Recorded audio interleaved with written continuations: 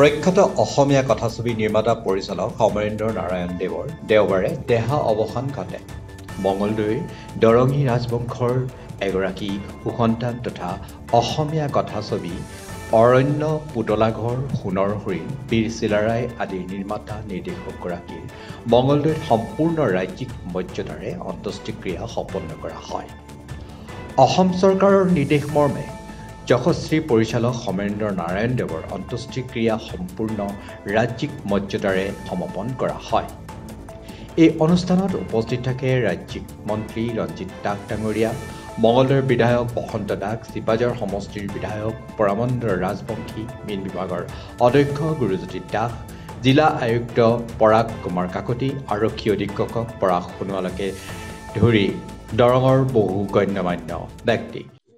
হয়, অসমীয়া ছবি জগতৰ কেইবাখনো ছবিৰ নিৰ্মাতা অৰণ্যকে আদি কৰি চিলাৰায়কে আদি কৰি কেইবাখনো ছবি নিৰ্মাণ কৰিছিলে আৰু সেই নিৰ্মাণ কৰাৰ পিছত 1971 চনত নিৰ্মাণ কৰাৰ পিছত 1976 চনত তেওঁ আঞ্চলিক ভাষাৰ ৰজত কুমাৰ বঁটাৰো ৰাষ্ট্ৰীয় পুৰস্কাৰ প্ৰাপ্ত আৰু এইগৰাকী ব্যক্তিৰ সাংস্কৃতিকবান ব্যক্তি আৰু মাটিৰ মানুহ বহুদিন ধৰি শয্যাগত হৈ আছিলে। মুখ্যমন্ত্ৰী ডাঙৰীয়াই গোটেইখিনি কথা জানে, তেখেতৰ শয্যাগত যে হৈ আছে, GMCটো আছিলে।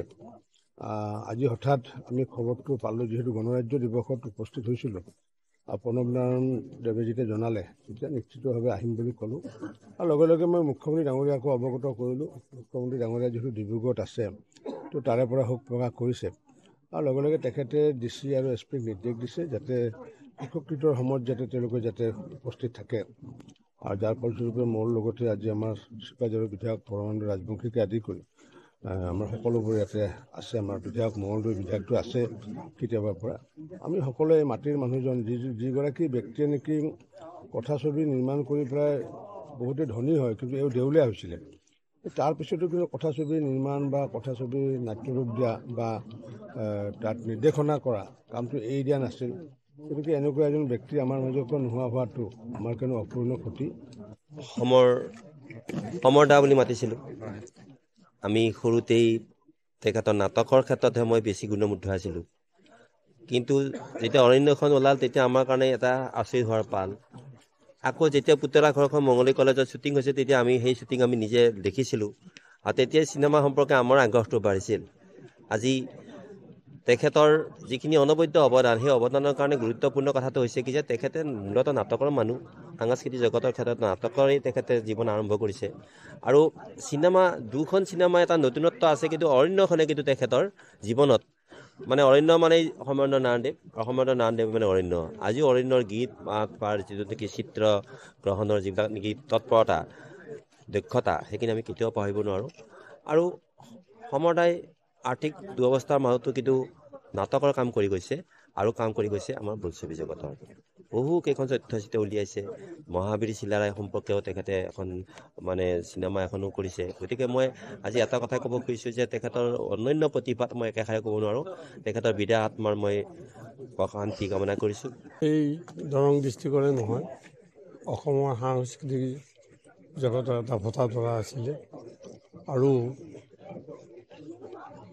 অসমৰ 1972 চনত হোৱা ভাষা আন্দোলন তেওঁ সেই সময়ত মানে প্ৰিভেণ্টিভ ডিটেনশ্যনত জেল খাটিছিল।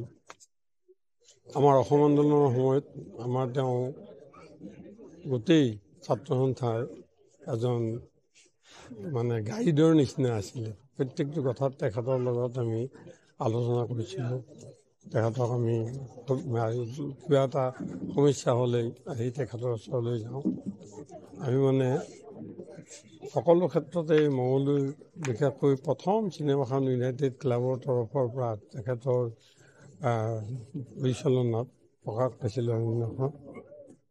তেতিয়াৰ পৰা গোটেই জীৱনটো তেখেত সাংস্কৃতিক হেৰিতেই হেৰি কৰিলে। আজি গোটেই অসমৰ কাৰণে, বিশেষকৈ দৰঙী ৰাইজৰ কাৰণে এটা অপূৰণীয় ক্ষতি আমাৰ হ'ল।